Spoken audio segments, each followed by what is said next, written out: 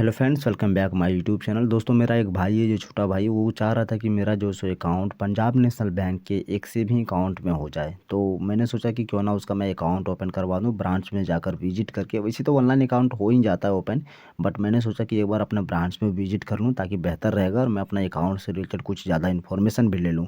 तो उसके लिए मैंने सोचा कि एक फॉर्म को फिलअप कर लूँ। तो फॉर्म मेरे पास आ चुका था, तो मैंने सोचा कि एक काम करता हूँ, इसके ऊपर एक वीडियो भी बना दूँ ताकि आप लोग को यदि ज़रूरत हो जाएगी, आप लोग को यदि आप फॉर्म वगैरह फिलअप करना नहीं आता तो इस वीडियो को देख ले और देखने के बाद आसानी से वो अपना पंजाब नेशनल बैंक का अकाउंट ओपनिंग फॉर्म जो सो फिलअप कर ले।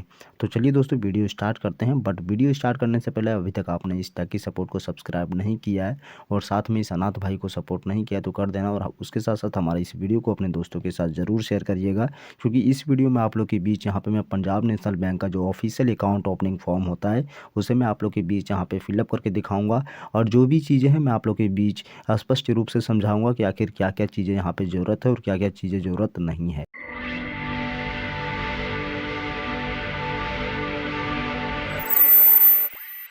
दोस्तों, सबसे पहले मैं आपको इस अकाउंट का ओपनिंग फॉर्म दिखा लेता हूँ कि आखिर ये अकाउंट का ओपनिंग फॉर्म किस तरह है। यहाँ पे ऊपर में आपको सबसे पहले पंजाब नेशनल बैंक का लोगो मिल जाता है, ये लिखा हुआ मिल जा रहा है। बाकी बात, ये अकाउंट का फॉर्म जो सो हिंदी में दिया गया है, ये इंग्लिश में भी अवेलेबल है, तो आप चिंता मत करिए। ये दो प्लेटफॉर्म में कटा हुआ है, मैं आपको वही फॉर्म दिखा रहा हूँ। जैसे कि यहाँ पे मैं आपको सबसे पहले इस फॉर्म को काफ़ी अच्छे तरीके से दिखा रहा हूँ। देखिए, यहाँ पे ये हिंदी में है, तो यहाँ पे आपको हिंदी में इसे फिलअप करनी है। बट जहाँ तक आपको हिंदी में लग रहा है वहाँ तक आप हिंदी में फिलअप करिए। बाकी बात, नीचे आने के बाद देखिए, यहाँ पे आप लोग का यहाँ से स्टार्ट होता है इंग्लिश, और ये इंग्लिश आप लोग को स्टार्ट इसलिए होता है क्योंकि यहाँ से आपको इंग्लिश में फिलअप करनी है। जो लोग को हिंदी आता है वो हिंदी वाला हिंदी भर लेंगे, जिसे इंग्लिश आता है वो इंग्लिश भरे। तो इन्हें के यदि आपको इंग्लिश वाला फॉर्म मिल जाता है कभी कभार, तो आप इंग्लिश वाले फॉर्म को अच्छी तरह से फिलअप नहीं कर पाते। तो मैं सोच रहा हूँ कि आप लोग के बीच यहाँ पे मैं इंग्लिश वाला फॉर्म फिलअप करके दिखाता हूँ, क्योंकि इंग्लिश वाला फॉर्म बहुत ज़रूरी है एज ए कंपेयर हिंदी से। क्योंकि हिंदी वाला फॉर्म उतना भी ज़्यादा नेसेसरी है नहीं, हिंदी वाला तो कोई भी एक बच्चा भी भर लेगा, बट इंग्लिश वाला बहुत ज़्यादा ज़रूरी है। तो सबसे पहले मैं हिंदी वाले फॉर्म को आप लोग के बीच यहाँ पे मैं भर के दिखाता हूँ। और ये इंग्लिश वाला जो फॉर्म है इसे मैं फिलअप कर रहा हूँ। यहाँ पे पंजाब नेशनल बैंक जो सो ऊपर में लोगो मिल जाता है। ये जो so account opening form for individual है, यानी कि ये खुद के लिए अपना अकाउंट ओपनिंग फॉर्म का एक फॉर्म है, जिसमें आपको अपना अकाउंट ओपन करने का एक तरीका देता है। यहाँ पे आपको अपना डेट देना है, और ये ऑफिस यूज़ के लिए है, आपको यहाँ पे कुछ छेड़छानी नहीं करनी है। नीचे आना है, इसे ऑफिस जो सो कंप्लीट पूरी तरह से ऑफिस यूज़ करेगा। यहाँ पे आपको अपना कस्टमर आईडी देना है, अकाउंट नंबर देना है, सी का वैसे आर के, ये आपको यदि नहीं आता तो इसे आप छोड़ दीजिए। एप्लीकेशन टाइप, यदि एक आप नया अकाउंट ओपन कर रहे हैं तो आप न्यू पर क्लिक करिए। और अकाउंट टाइप जो सो कौन सा होना चाहिए, नॉर्मल होना चाहिए। वैसे आजकल के ज़माने में लोग नॉर्मल अकाउंट ही ओपन करवाते हैं, स्मॉल तो ओपन करवाएंगे नहीं। और माइनर मतलब होता है कोई बच्चे का अकाउंट ओपन करवाना। तो जो लोग अपना स्मॉल अकाउंट ओपन करवाना चाहते हैं वो स्मॉल ले लें, और जिन लोगों को लगता है कि नहीं मुझे स्मॉल अकाउंट नहीं चाहिए, मुझे नॉर्मल चाहिए, तो वो नॉर्मल अकाउंट यूज़ कर सकते हैं। चेकलिस्ट में आपको यहाँ पे सारी चीज़ों का जवाब देना है। पहला, कॉपी ऑफ पैन कार्ड यदि आपके पास है तो यस पर टिक कर दीजिए। और यदि आप यहाँ पे टैक्स वगैरह इंडिया में नहीं भरते हैं, और यदि आप फैक्टर डिक्लेरेशंस को आप सबमिट करना चाहते हैं तो यस करिए। और यहाँ पे आपको कहता है कि if applicant is minor duly filled the annexed to has been obtained. यहाँ पे यदि माइनर हैं आप, यानी कि आपका उम्र 18 साल से कम है, तो आप यहाँ पे यस पर टिक करिए, नहीं तो आप नहीं करिए। बाकी बाद यहाँ पे आपको सिंपली क्या कहता है कि I confirm that all the details in the form including annexes 1 and annexes 2 if the applicable have you completely and duly checked. यहाँ पे यस पर टिक कर दीजिए। बाकी बाद फिर नीचे आने के बाद यहाँ पे आपको कहता है कि आप यहाँ पे अपना सिग्नेचर और थंब इम्प्रेशंस ये दोनों एप्लीकेंट्स के रूप में देना होगा, तो यहाँ पे आप टिक करिए। और यहाँ पर भी टिक कर दीजिएगा, और इसमें भी आप टिक कर दीजिएगा। बाकी बाद इस पर भी टिक कर दीजिएगा। अब बात आती है कि इन सबों पर टिक करने के बाद नीचे आपको क्या क्या भरना है। तो नीचे आपको जो जो भरना है मैं आप लोग को यहाँ पे बारीकी से समझा रहा हूँ। पहले यहाँ पे कहता है रिस्क कैटेगरी, आप जो सो रिस्क कैटेगरी कैसा लेता है तो यहाँ पे हाइपर कर दीजिए। डॉक्यूमेंट रिसीव जो सो सेल्फ कर दीजिएगा, और ऑफिशियली नेम जो सो ये सब ऊपर छोड़ दीजिए। यहाँ पे आपको अपना सिग्नेचर दे देना है, बाकी बात कुछ नहीं करना है। और ये सभी जो सो ये सब बकवास है, ये सब जो सो खुद ही कस्टमर के जो एजेंट वगैरह होते हैं वो फिलअप कर लेंगे, क्योंकि पीएफ नंबर मुझे पता नहीं है, और जीबी पीए नंबर ये भी मुझे नहीं पता। तो ये सारी चीज़ें जो है सो कुछ कुछ ऐसी चीज़ें हैं जो पता नहीं होता है, तो इन्हीं के हिसाब आप लोग को इसे छोड़ देनी है। और नीचे आने के बाद यहाँ पे आपका फिर से देखिए वही आपका हिंदी में आ जाता है। तो इसे आपको हिंदी में फ़िलअप करने का भी आपको ऑप्शंस मिल जाता है, जैसे कि ये फॉर्म वाला है।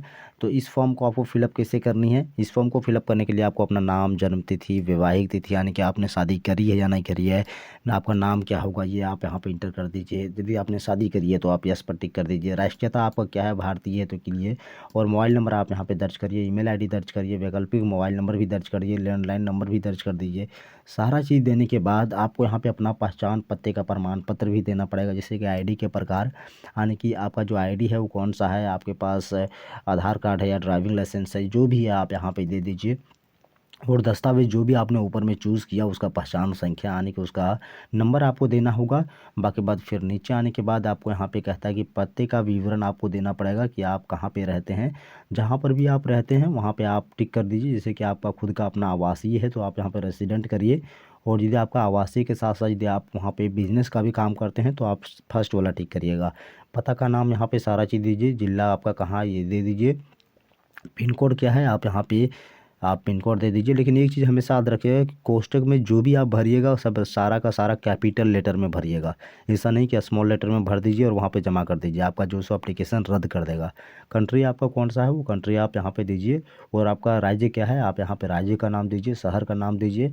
और बाकी बात क्या कहता है कि क्या ऊपर दिया गया पता आपका वर्तमान पता है, तो आप यहाँ पे यस पर क्लिक कर दीजिए। अब यहाँ पे ये फॉर्म जो सो इंग्लिश में आप लोग के बीच आ जाता है, ये फॉर्म आपको फिलअप करनी होगी। तो ये फॉर्म को फिलअप करने के लिए आपको यहाँ पे अपना सारा पर्सनल डिटेल आपको देना पड़ेगा। तो ये पर्सनल डिटेल आप अच्छी तरह से फिलअप कर लीजिएगा।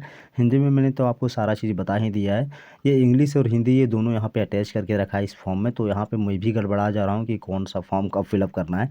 बाकी बात आपको यहाँ पे मैं सारा चीज़ बता दे रहा हूँ। नाम आपको देना है, अपना डेट ऑफ बर्थ देनी होगी, मैरिटल स्टेटस में आप यहाँ पे मैरिड या तो सिंगल हैं तो सिंगल पर क्लिक करिए, और नेम ऑफ यहाँ पे अपना फादर्स का नाम यदि आप देना चाहते हैं तो आप यहाँ फादर पर टिक करिए और उसका नाम यहाँ पे पूरा दे दीजिए।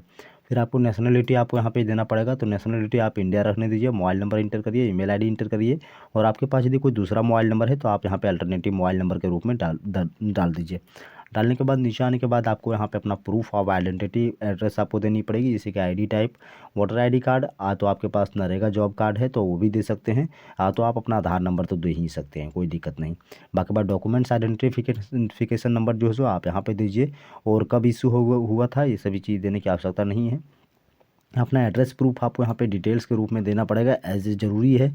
तो यहाँ पे आपको अपना सारा चीज़ देना पड़ेगा, जैसे कि एड्रेस टाइप आपका कौन सा है तो आप यहाँ पे रेसिडेंट पर क्लिक करिए, और आपका सारा एड्रेस यहाँ पे दे दिया जाएगा। डिस्ट्रिक्ट आपका क्या है दीजिए, पिन कोड आपका क्या है वो भी दे दीजिए, और कंट्री आपको देना ही पड़ेगा, और स्टेट सिटी वगैरह ये सारा चीज़ देना है। बाकी बात आपको यहाँ पे इस पर टिक कर देनी है, यस पर। और फिर नीचे आने के बाद यहाँ पे आपको सिंपली क्या करना है, एड्रेस डिटेल में आपको सिंपली इस पर टिक कर दीजिए, और टिक करने के बाद आपको इसे फिलअप करनी है तो फिलअप कर दीजिए, वरना इसे फिलअप करने की कोई भी आवश्यकता नहीं है, क्योंकि ऊपर वाला आपने फिलअप कर दिया वही काफ़ी है। नीचे वाला तो कस्टमर खुद ही समझ जाएगा एजेंट कि नहीं यही भी सेम ही सेम है। बाकी बाद नीचे आने के बाद फिर देख सकते हैं आप यहाँ पे ये हिंदी में आ गया, ये चोट्टा हमको परेशान करके मार देगा। आपको इंग्लिश वाला फॉर्म फिलअप करके दिखा रहा हूँ, हिंदी वाला फॉर्म नहीं फिलअप करूँगा। हाँ आ गया इंग्लिश। अब ये इंग्लिश वाला में आपको यहाँ पे क्या करता है कि आपको यहाँ पे अपना प्रूफ ऑफ एड्रेस आपको देना पड़ेगा, यूटिलिटी बिल वगैरह, या तो आपके पास जो भी है, जैसे कि आधार नंबर है तो यहाँ पे कहता है देखिए 5 नंबर में self declaration with the carried KYC Aadhaar authentication and address in the Aadhaar address proofs.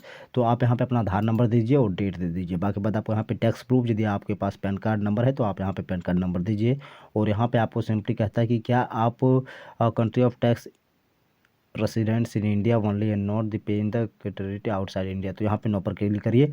और फिर नीचे आने के बाद आपको यहाँ पे कहता है इनकम एंड प्रोफेशंस में आपको यहाँ पे ऑक्यूपेशन चूज़ करनी है, कौन सी कंपनी में आप काम करते हैं। यदि स्टूडेंट है तो स्टूडेंट पर टिक करिए, और बिजनेस के रूप में आप यहाँ पे ट्रेड या तो ज्वेलर वगैरह जो भी आप काम करते हैं टिक कर दीजिए। हालांकि मैं स्टूडेंट हूँ तो बिज़नेस के रूप में यहाँ पे कुछ दे ही नहीं सकता, बट ये उन लोगों के लिए जो लोग खुद अपना सेल्फ एम्प्लॉयड है, खुद काम करते हैं। एनुअल इनकम आपका क्या है वो आप यहाँ पे दीजिए, और जो लोग सेल्फ एम्प्लॉयड हैं वो अपना यहाँ पे खुद का नेचर ऑफ बिजनेस बताना होगा।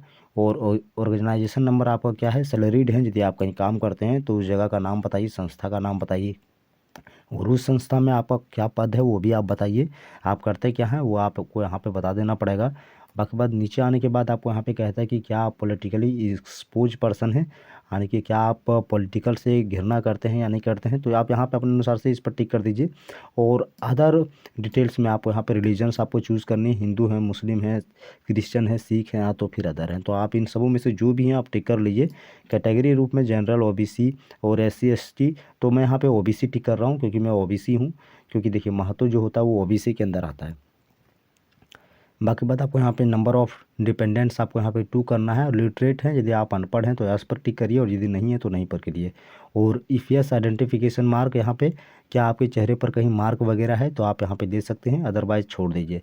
रेसिडेंटल स्टेटस में आपको यहाँ पे देना पड़ेगा रेसिडेंट इंडिविजुअल, तो आप पहले वाले पर टिक कर लीजिए। कस्टमर टाइप में आप यहाँ पे जनरल रहने दीजिए, बाकी बात कुछ नहीं करना है। फिर यहाँ पे और फिर नीचे आने के बाद आपको यहाँ पे कहता है कि पर्सन विद डिसेबिलिटी, तो यदि आपके पास कुछ शरीर में आपका कोई गलती वगैरह है, मान लीजिए आप यदि शरीर से अपंग वगैरह हैं तो यस पर टिक कर सकते हैं, अदरवाइज़ यहाँ पे नो पर टिक करिएगा, क्योंकि बहुत ऐसे लोग हैं और दुनिया में 5% ऐसे होते हैं जिनका शरीर अपंग होता है, बाकी बात सभी सही होते हैं।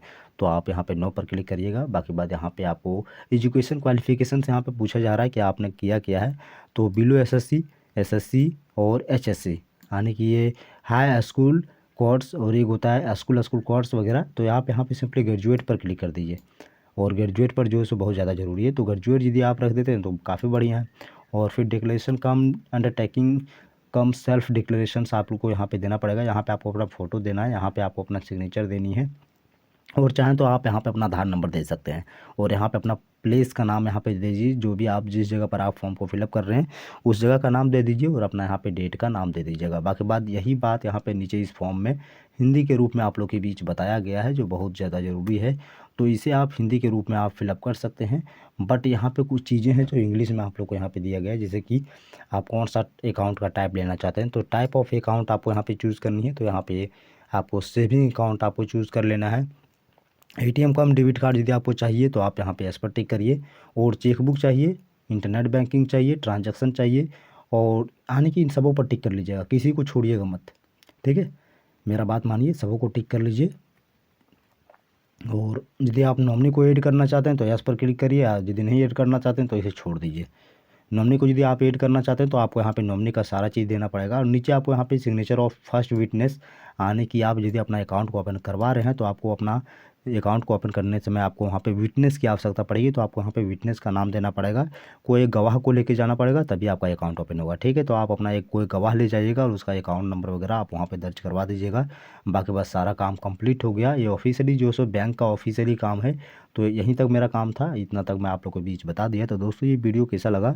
इस वीडियो में आपको मैंने पंजाब नेशनल बैंक के अकाउंट ओपनिंग फॉर्म को भरने के सारे तरीके बताएं, और कैसे कैसे फिलअप किया जाता है। इंग्लिश वाला फॉर्म आप लोग के बीच फिलअप करके दिखाया, हिंदी वाला तो आप खुद ही फिलअप कर लीजिएगा, तो उसमें कोई दिक्कत है नहीं। तो इस वीडियो को देते विराम, और मिलता आप लोग नेक्स्ट वीडियो में। तब तक के लिए धन्यवाद, और अगला वीडियो बहुत जल्दी आने वाला है। तो चैनल को सब्सक्राइब कर लेना, और अभी तक आपने इस अनाथ भाई को सपोर्ट नहीं किया है तो कर देना।